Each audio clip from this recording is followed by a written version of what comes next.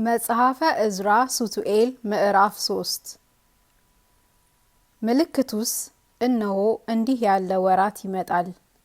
በዚህ ዓለም የሚኖሩትም ሰዎች ታላቅ ድንጋጤ ይይዛቸዋል። ምግባር ትሩፋትም የሚሰራባት አገር ትሰወራለች። ሃይማኖት የሚጸናባት አገርም ትጠፋለች። አንተ ካየኸው ከሰማኸውም በደል የበዛ በደል ይሰራል። በአዝርት በአትክልት አምሮ የምታየው ይህ ዓለም የጠፋ የፈረሰ ሆኖ ያልፋል። ምድርም ምድረ በዳ ትሆናለች።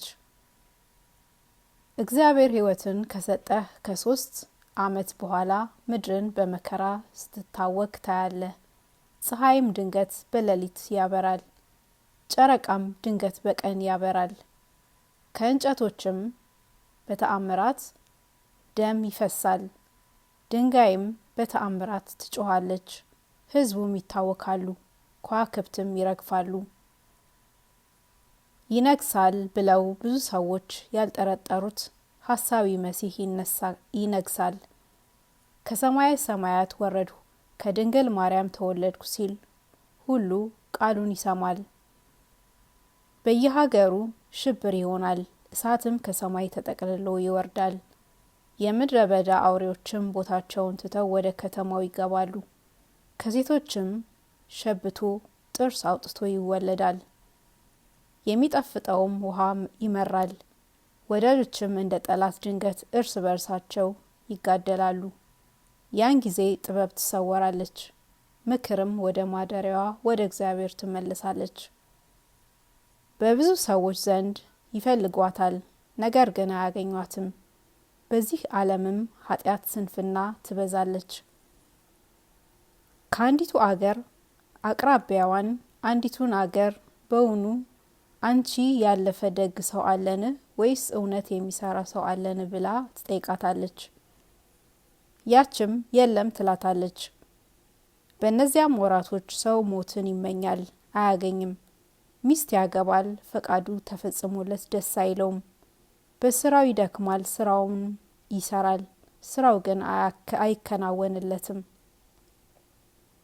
ይህን ምልክት እነግርህ ዘንድ ተላኩ። ዛሬ እንደ ጾምህ ዳግመኛ 7 ቀን አልቅሰህ ብትጸልይ የሚበልጥ ዳግመኛ ከዚህ ይበልጥ ትሰማለህ። ከእንቅልፌ ተቀሰቀስኩ፣ ሰውነቴ እጅግ ስቅጥጥ አለብኝ፣ ሰውነቴም እስከምትዝል ድረስ ደከመች። ወደ እኔ የመጣ የነገረኝ ያ መልአክ እጄን ያዘኝ፣ እግሬም አቁሞ አጸናኝ። ከዚህ በኋላ በሁለተኛይቱ ሌሊት የሕዝቡ ያለፈቻቸው አለቃ ፍልስጥኤል ወደ እኔ መጣ። አንተ ወዴት ነህ? ፊትስ ስለምን አዝኗል? እስራኤልን ባስማረኳቸው አገር በባቢሎን በእስራኤል ዘንድ በመምህርነት እንደ ታመንክ አታውቅምን? አለኝ። ተነስተህ እንግዲህስ እህል ቅመስ፣ እስራኤልን እንዳትጥላቸው መንጋዎችን በክፎች ተኩላት አፍ እንደ ጣለ እንደ እረኛም እንዳትሆን ወይም የሆነውን ተነስተህ ቅመስ አለኝ።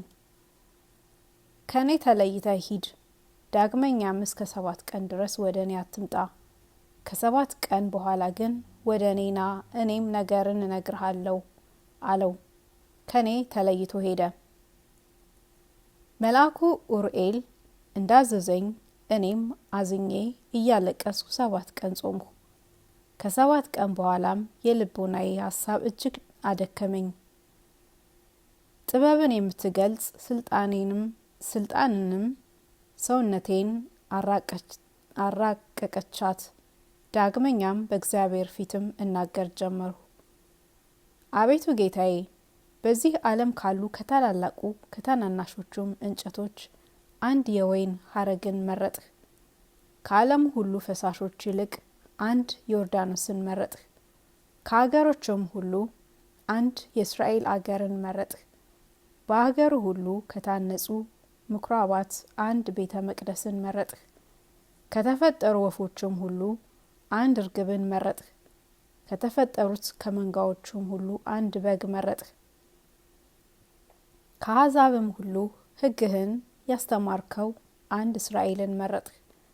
ከሁሉ የወደድከው ወገን እስራኤል ግን ለአሕዛብ አሳልፈህ ሰጠኸው። አሁንም አቤቱ ይህንን አንድ እስራኤልን ለብዙ አሕዛብ አሳልፈህ ለምን ሰጠኸው? ልዩ ከሚሆኑ ከአሕዛብ ለይተህ አንድ ወገን እስራኤልን አጎሳቆልከው። ወልድየ ዘበኩርየ ያልከው እስራኤልንም ከአሕዛብ ለይተህ በአሕዛብ አገር በተንከው። የሕግህ ባላጋራዎቿ በሕግህ የታመኑ እስራኤልን አጠፏቸው። ወገኖችህ እስራኤልንስ ከጠላታቸው በአሕዛብ እጅ ስትጥላቸው አንተ በስልጣንህ ብታጠፋቸው ይሻላል። ይህንንም ቃል ተናግሬ ባለፈችው በዚያች ሌሊት አስቀድሞ የመጣው ያ መልአክ ወደ እኔ ተላከ። ስማኝ ልንገርህ፣ አድምጠኝ፣ ዳግመኛም በፊትህ ልናገር አለኝ። አቤቱ በል ተናገር አልሁት። ይህ መከራ ለእስራኤል ድንቅ ነውን? በኃጢአታቸው የመጣባቸው አይደለምን? ከፈጣሪው ይልቅ ወይስ እስራኤልን አንተ ወደድኸውን? አለኝ። አቤቱ የእስራኤል መከራ ስላተጋኝ ሁልጊዜም የእግዚአብሔርን ስራ መርምሬ አውቅ ዘንድ የፍርዱንም ምስጢር መርምሬ አውቅ ዘንድ ኩላሊቴን ስላተጋኝ ነው እንጂ ከፈጣሪያቸው ይልቅ እስራኤልን የምወዳቸው አይደለሁም አልኩት። የጌትነቱን ፍርድ ማወቅ አትችልም አለኝ። አቤቱ የጌትነቱን ፍርድ አለማወቄ ስለምንድን ነው? ስለምንስ ተወለድሁ? የሁለቱን ነገድ መከራ የአስሩንስ ነገድ መከራ እንዳላይ የእናቴ ማኅፀንስ ስለምን መቃብር አልሆነኝም አልሁት። ገና ያልመጣ ቀንን ቁጠር፣ የተበተነውንም አበባ ሰብስብልኝ፣ የደረቀውንም ሳር አለምልምልኝ፣ የተዘጉትን ቤቶች ክፈቱልኝ። በዚያም የተዘጉት ነፍሳትን አምጥተህ ከሞቱ ጀምሮ ፊታቸውን ያላየሁትን ነፍሳትን ከስጋቸው አዋህደህ አሳየኝ፣ ቃላቸውንም አሰማኝ። በሚገባ ያገኛቸውን መከራ የዚያን ጊዜ እነግርሃለሁ አለኝ። አቤቱ ጌታዬ፣ አነዋወሩ ከሰው ልዩ ከሆነ መልአክ በቀር ይህን ምስጢር ማወቅ የሚችል ማን ነው አልሁት። እኔ አላዋቂ የተዋረድሁ ነኝ። ይህን የምጠይቅህን ነገር መናገር እንዴት እችላለሁ?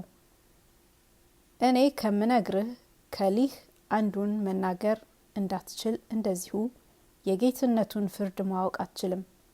ስለ ወገኖቼ ስለ እስራኤል የምታገሰው የፍቅሬንም መጨረሻ መንግስተ ሰማይን መርመርመር አይቻለኝም አለኝ።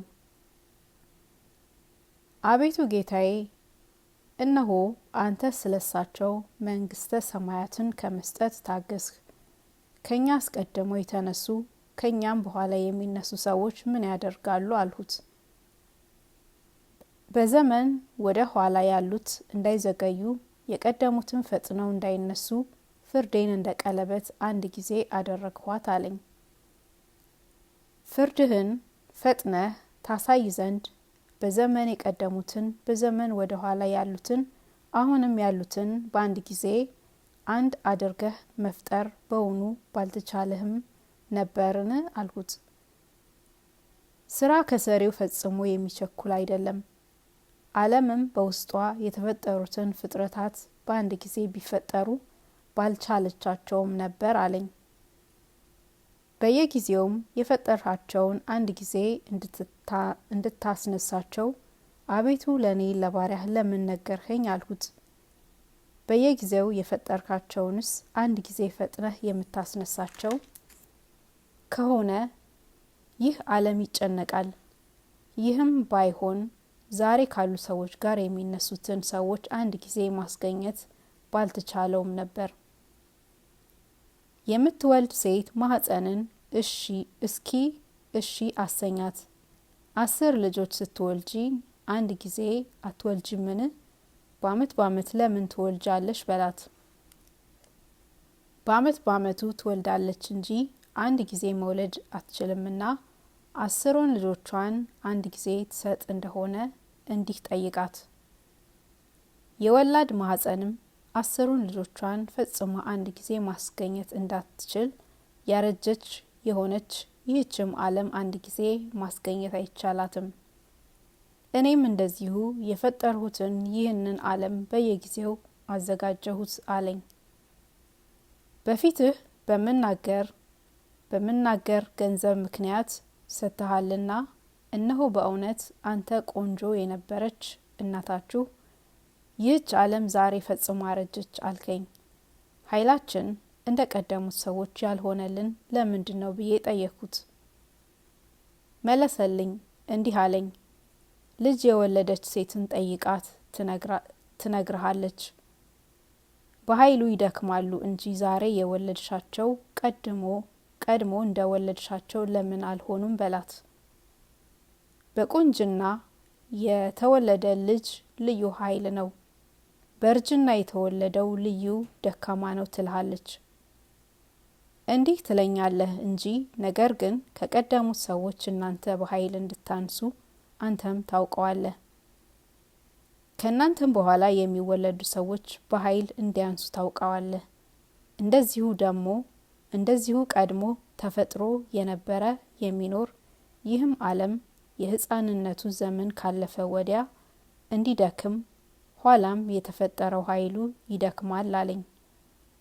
አቤቱ ጌታዬ እሺ በለኝ፣ በፊትህ ባለሟልነቱን ካገኘው ለእኔ ለባሪያህ ንገረኝ፣ ይህን ዓለም በማን አድረህ ትጎበኘዋለህ አልሁት።